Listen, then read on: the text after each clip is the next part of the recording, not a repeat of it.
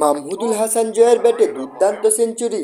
যিনি কিনা শ্রীলঙ্কা সিরিজে টেস্ট দল থেকে বাদ পড়েছিলেন অফ ফর্মের কারণে।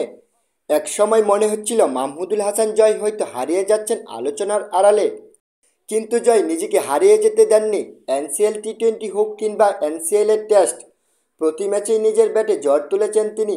আর সেই পারফরম্যান্সেই নির্বাচকদের চোখে আবারও জায়গা করে নেয় জয়।